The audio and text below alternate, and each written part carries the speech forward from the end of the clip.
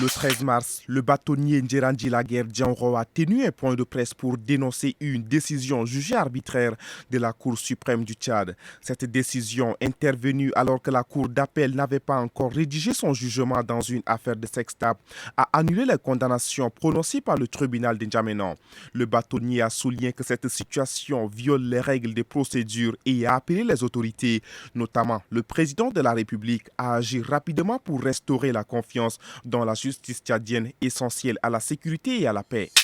Dans le but d'améliorer l'accès des Tchadiens vivant à l'étranger aux documents administratifs, le ministre d'État des Affaires étrangères, Dr Abdoulaye Sabre Fadoul, a tenu une réunion conjointe avec le ministre de la Sécurité publique, le général Ali Ahmad Ahabash, en présence de la ministre déléguée pour les Tchadiens de l'étranger, Fatime Aldine Garfa. Les discussions ont porté sur l'implémentation des kits d'enrôlement de l'Agence nationale des titres sécurisés dans les missions diplomatiques et consulaires. Cette initiative vise à permettre aux Tchadiens de l'étranger d'obtenir facilement leurs documents officiels sans avoir à se déplacer au pays, ce qui représente une réponse aux délais d'attente prolongés et aux coûts engendrés par les missions spéciales de l'ANAT.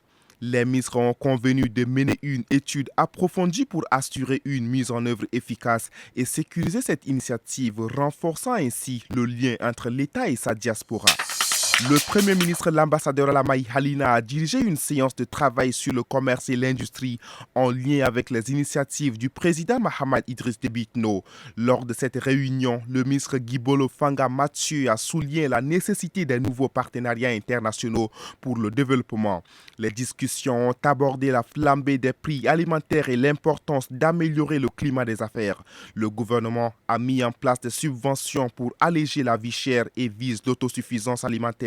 Le Premier ministre a insisté sur le renforcement des collaborations avec les institutions pour répondre aux besoins de la population. Korbola a reçu une délégation dirigée par le général des corps d'armée Djointa Marcel Oinati, chef d'état-major de l'armée de terre, ce 13 mars 2025 dans le cadre du renforcement de la sécurité et de la paix dans le Moyen-Chari.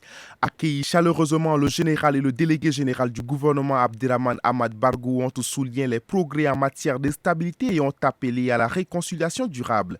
Le général a transmis un message du chef de l'État affirmant que la paix et le développement sont prioritaires et a encouragé la population à soutenir les efforts gouvernementaux.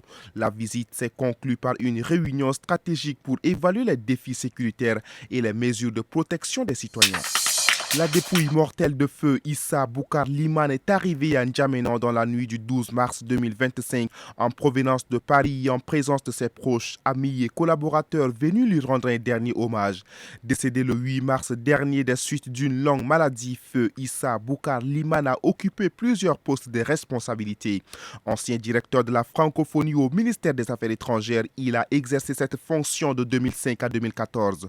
Famille et amis garderont de lui le souvenir d'un homme empreint d'émotion et de dévouement.